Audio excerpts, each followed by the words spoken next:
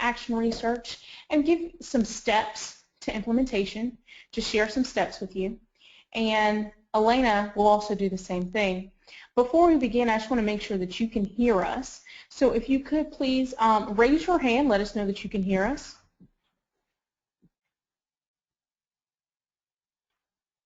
She's going to move there. She can just talk to you. Okay. Karen, if you're there, if you could just either say hello or raise your hand. Unmuted. Unmuted. Hi, I can hear you. Muted. Oh, we're going to hope that you're there, and if you can hear us later on in the session, or if you feel like you want to ask a question, feel free to type it, or please speak, because I think you're unmuted, and we can have an open discussion. So I'll just begin by giving you a few of the expected outcomes for the session follow-up webinar. With my section, we're going to look at and we're going to evaluate the reading and writing connection that you have in your school currently. I'm going to give you a quick overview of my action research, and I also want to provide you with some steps for successful implementation in your school environment. And lastly, I want to leave you with a few resources and a little bit more information about my action research. We all know that the reading and writing connection with students is really important, and teachers have to give an increased amount of attention to the connections between reading and writing and to the value of children's literature. We know that reading and writing are similar processes of composing meaning. Practice with one helps to contribute the success of the other, and writing about reading helps students make connections between what they read, what they know, and what they understand and think. So just for a second, I want you to evaluate your reading and writing connection within your school environment. So if you attended the conference, Karen, and you were at the session, what are some observations after leaving that session that you've made about the connection between reading and writing within your school environment? And the second question I want you to kind of think about is, how are you encouraging the connection in your classroom or in your school or even in your home with your own child? If you could, please type, and we'll wait for your response.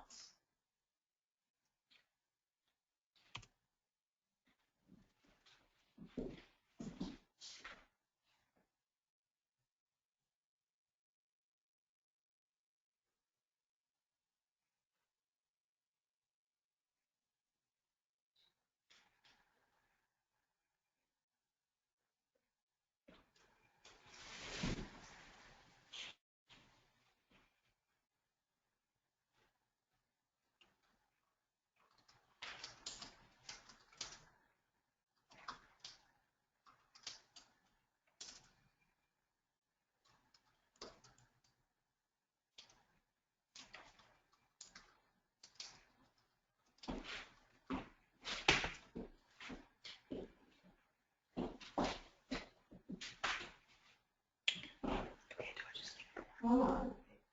Sorry, guys, I'll make sure you're good. I can hear you. Okay. So, I see you. Karen, we'll wait for your response. If you could just take a look at those two questions on the screen and think about what your connection is with reading and writing in your school environment, and how are you encouraging that connection in your classroom, home, or school.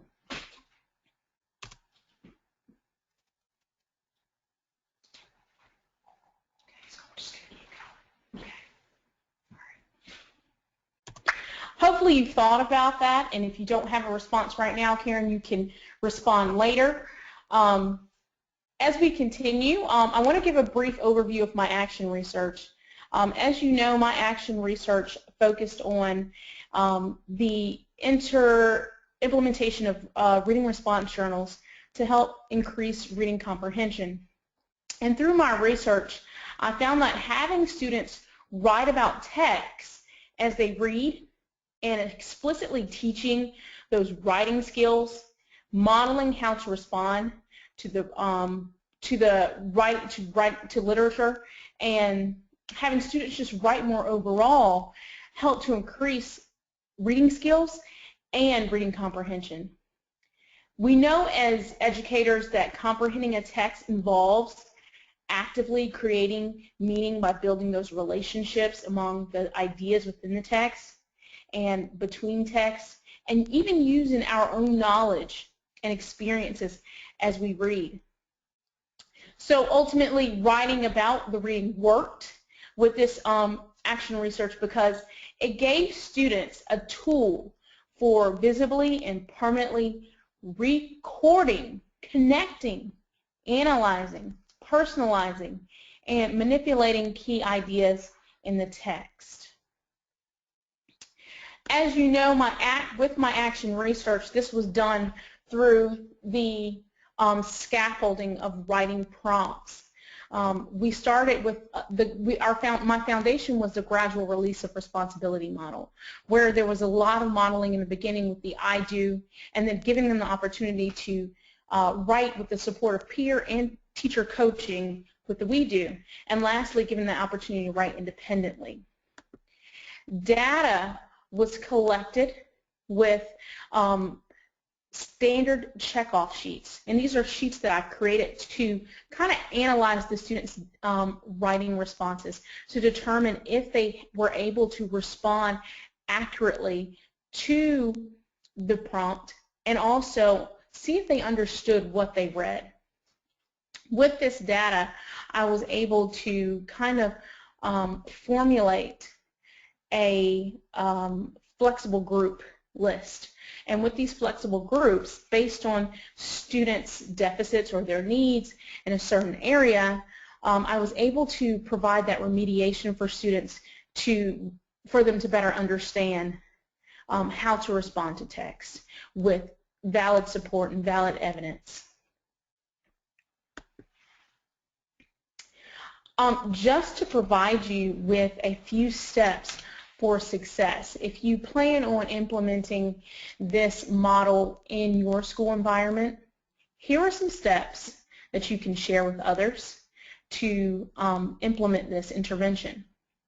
First, you want to start out with making the gradual release of responsibility that foundation. You want to scaffold the learning. You also want to make sure that teachers and, most importantly, students have a really good understanding of that connection between reading and writing and how one affects the other. You want to set some guidelines and expectations of reading response journals. What should a response look like? What will be within our reading response journals? Do I need to number the pages? Do I need to have a table of contents? Things like that. Most importantly, you want to explicitly model how to respond to text. A lot of times, as educators, we ask students to respond, but very seldomly do we model how to respond. And not only how to respond to just one text, but a variety of text. We also want to generate some guided prompts. In the beginning, when you're thinking about that gradual release of responsibility model, students are very heavily dependent on the teacher through the modeling process. So in the beginning, you're going to have a lot of guided prompts, but your goal is to build them to being independent readers and writers, where they're writing their own independent responses. Lastly, you want to definitely have a scoring, some type of scoring, and some type of way to track the data and provide feedback for students, giving them having that conversation with them as what their writing looks like, what they need to build on, how can you better understand the text, what are some things you're looking at within the text. Using that data will help you to create those flexible groups. So let's take a look at you taking action within your classroom or your school. How do you see this intervention being implemented in your school classroom, your school or your classroom? And what is currently working, if you're already doing something similar to this? What is currently working, Karen, in your classroom to make that connection between reading and writing? You can either unmute yourself and we can have a discussion, or feel free to type. So, Yasmin, Karen's posted that rubrics and data books seem to be working with her with regard to trying to really track student progress. So you want to speak to that at all? Yes, or Karen, if you want to elaborate by either unmuting or typing in the chat box. I completely agree with you, Karen. A rubric is so important. And I think with giving students the idea or the understanding of where they need to be, what their goal is, kind of helps them to become those independent learners because they're working towards that goal. They know what is expected. That's awesome. If you would be willing to share that rubric, that would be great as well. Just to give you a little bit of resources, Karen, before I end my section part and Elena begins. On this page you will see my wiki link.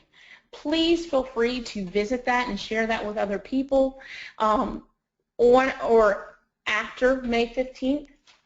On that wiki link, you will have all the reading response prompts that are aligned to the standards. You also have a list of suggested texts that go with those standards that I've used to create prompts with as well. They will be uploaded. If you want to share the action research, the PowerPoint from the conference will also be up there, and also this webinar. Again, Karen, I want to say thank you for joining me, and I'm going to let Elena take over.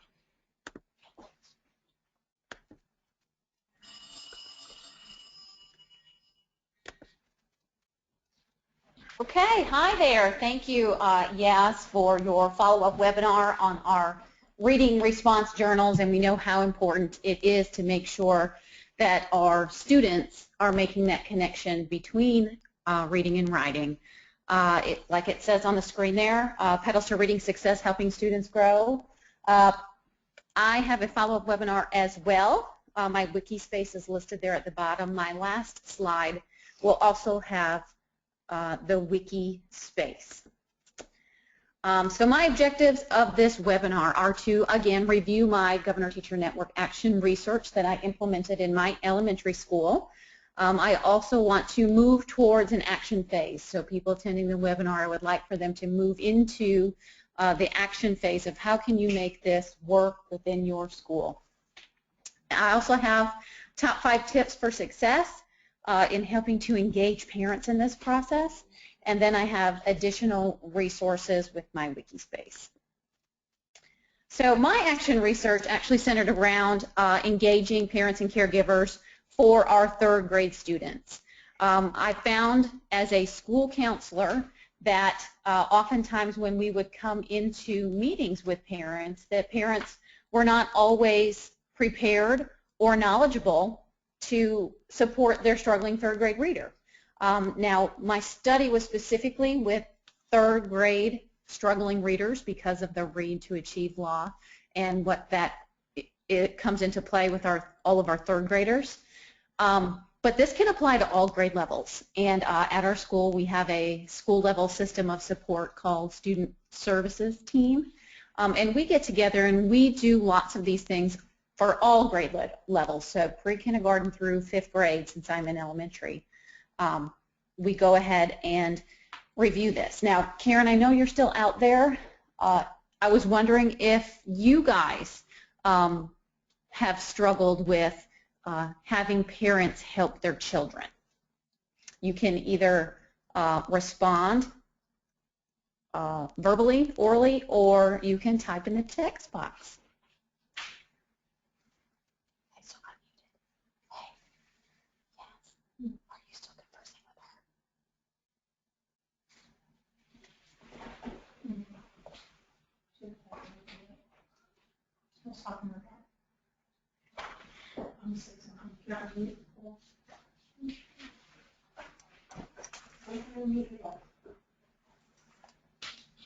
Okay, Elena?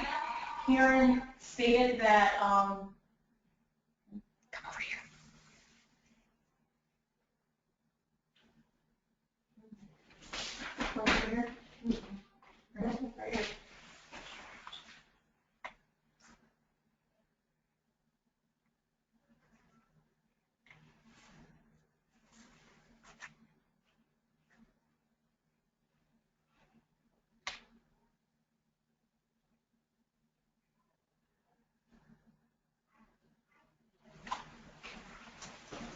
Elena, Karen says she feels the parents at her school really want to connect with us, but they find it hard. She also mentioned that she thinks we need to give parents an opportunity to be trained in what we are teaching and how to help their child. If you want to respond to that. I couldn't agree more with you. I think parents sometimes are, for lack of a better word, afraid. I mean, they don't know what they don't know. Through my research, I have found that all of my parents want to help. They have that desire to want to be able to help their struggling child, whether it's reading, writing, math, in any area. If their child's at risk, they want to be able to help. However, sometimes they just don't know how. They're stuck on how to do that. So part of my action research was engaging these parents of these struggling students into the process and helping by utilizing parental coaching and student meetings and resources and websites, helping get them on board, where I feel right now with all of my third grade students that I have in the study that we feel like family. We really do. Like, we have gone through this third grade year together, with at the beginning of the year being really concerned about our third graders not getting through. And then I'll just share some personal news today. I just found out that 3 of my students actually, as of Wednesday, met a pathway to proficiency with a portfolio. So I was just over the moon ecstatic knowing that we had worked so hard trying to get these children to develop a pathway to proficiency. So you're right, I couldn't agree more. So we're going to move ahead in some of these slides right now because it's going to talk a little bit further about exactly what you had said. So my scope of work, as I kind of highlighted on, was engaging my parents and caregivers and helping their students and help close that achievement gap by incorporating the parent connection. Parental coaching was a big piece in my action research, providing website resources, giving parents tangible resources at meetings, and then, of course, because it is research, I did have a pre-survey and a post-survey that measured attitudes, reading attitudes, and it also measured the involvement of reading. How much more are they reading or writing at home versus when they started third grade? And of course, our goal was to develop a pathway to proficiency for the readers and to help engage parents in that academic learning process of their child. Moving towards an action phase, that's kind of what I wanted to get in this webinar, was moving into the action phase. It works for us, but how can we help it work for you? So the first thing that I would suggest that you do is identify your struggling readers.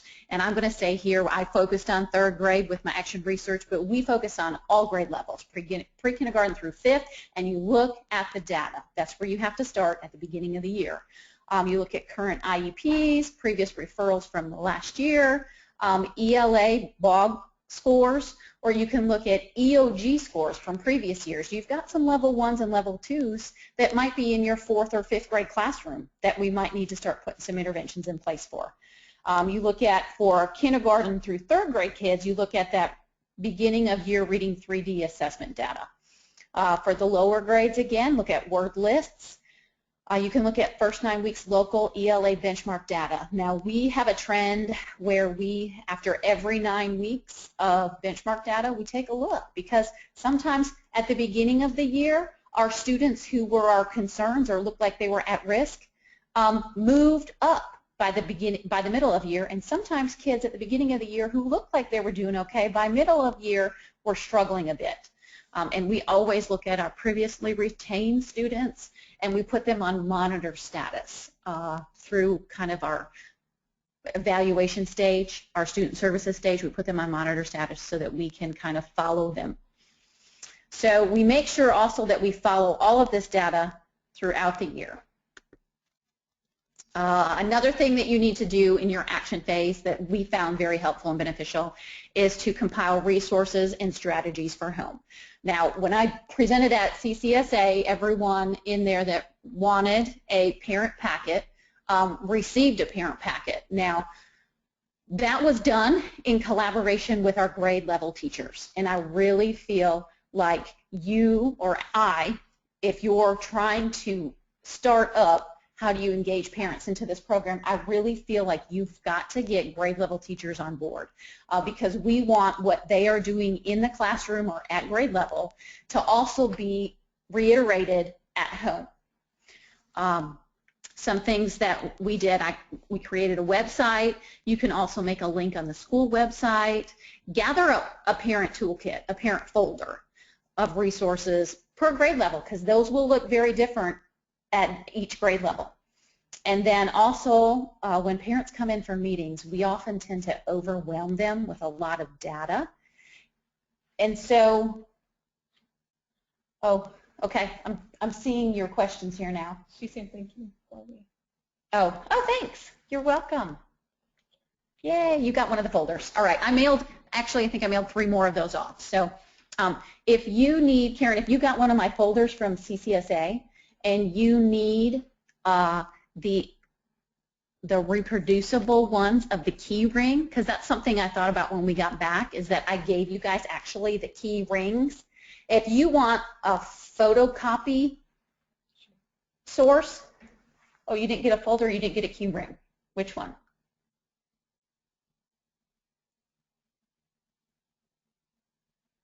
Did you send me an email saying that you needed a folder?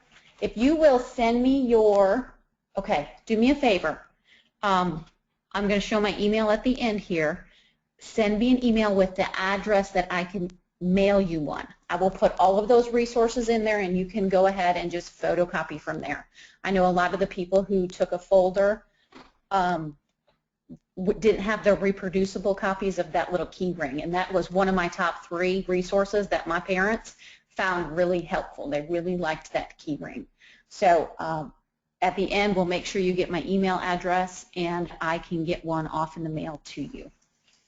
So anyway, I was talking about an easy way to make sure you share that data with parents because parents are oftentimes overwhelmed and we go into teacher talk with them and it's very hard for them to understand what we're talking about. But if you put it on paper in front of them and help explain it to them and coach them through it, it's easier to understand. So tips for successfully engaging parents, because that is our key component. It's so much easier to have control within our building, within our classrooms, within our halls, everywhere inside our school. It's so much easier to have control. Our parents oftentimes are outside of our building, and that's outside of our control. So I have found along the course, several years of trying to engage parents is kind of five real key things to help successfully engage them. The first one is be genuine and make them feel welcome and let them know that we are all on the same team. We don't want them to ever feel alienated. We want to kind of bring them into the fold of being one of us and helping recruit them onto our team to help their child.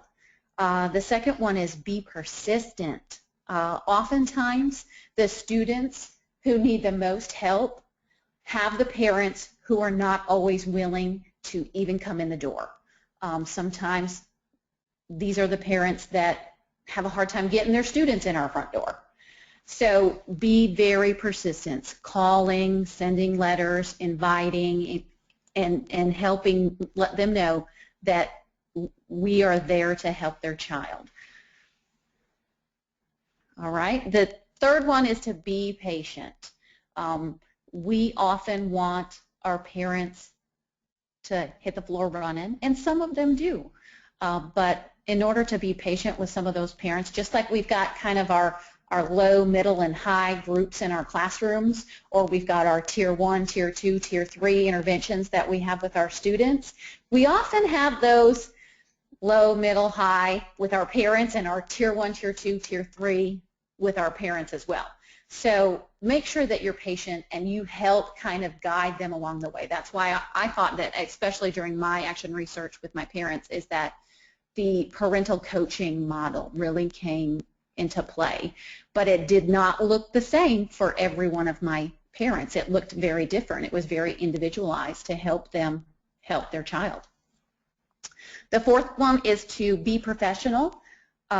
Make sure you create an environment where parents feel welcome.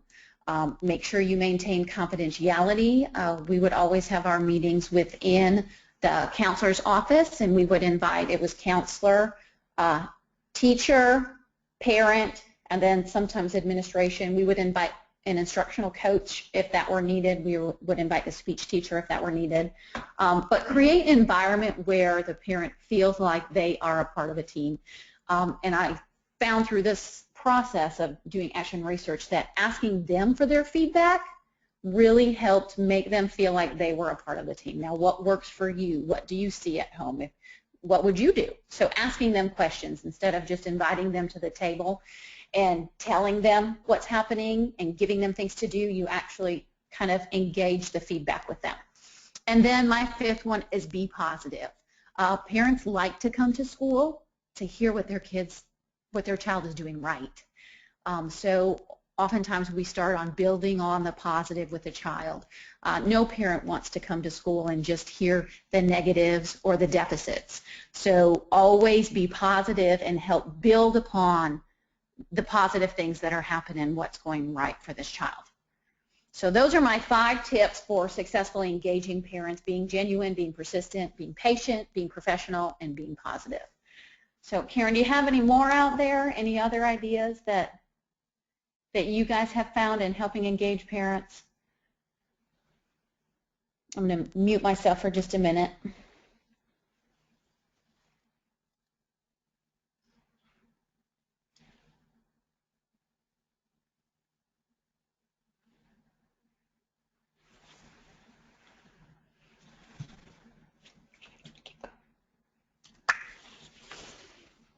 All right, make sure those 5 tips, keep those 5 tips in mind when you're talking to your parents. All right, after action, after leaving the presentation that we had at CCSA, what have you implemented in your school, or what are you planning to implement to help make sure that you engage parents at all grade levels, and not only with reading, our struggling readers, but perhaps with those students who are struggling in any area, to include behaviorally or socially? How do we help engage parents in helping them help us help their child? Karen, thanks, Karen. You said that's what you do as well. Very good. So feedback from any others out there, and I know, Karen, that's you. After leaving the presentation that we had up at CCSA, was there anything that you kind of went back to your school and shared with people within your building that said, hey, here's a couple good ideas? Because I know in our building, myself as the school counselor is the chairperson of the student services team. You really have to have a solid group of people who are willing to kind of come together and help engage these parents and take them under their wings to help them help their child.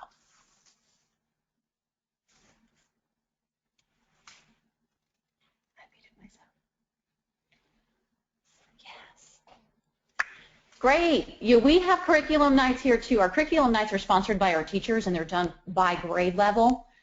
So we have curriculum nights. They're usually at the beginning of the year. We also, teachers are leading this. That's what we do too.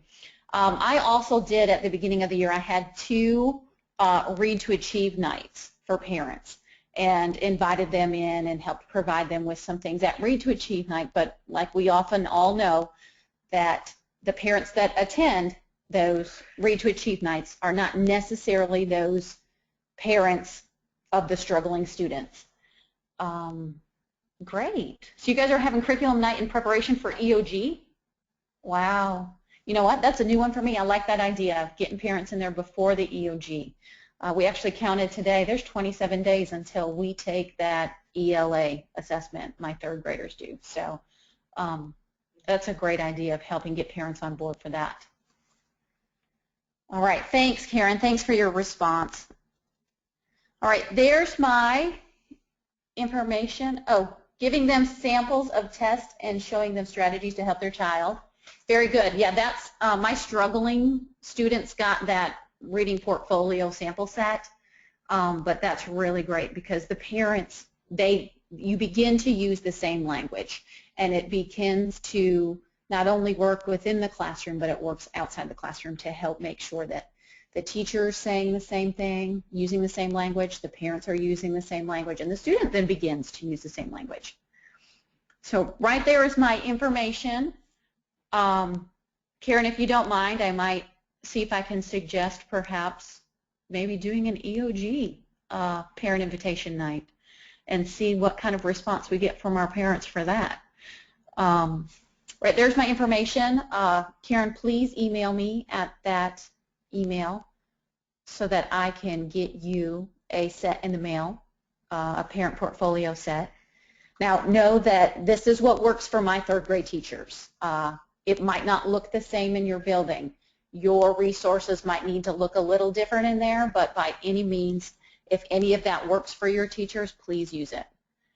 Make sure when you email me, I have your name and your address where I can send it to you. Give me about till Monday of next week, and I can get you one in the mail. All right. Okay. That is going to conclude our webinar for the day. Thank you for joining us, Karen. We really appreciate your attendance. Thank you so much. Please feel free to share the information you gain with others. And make sure, share our Wikispace.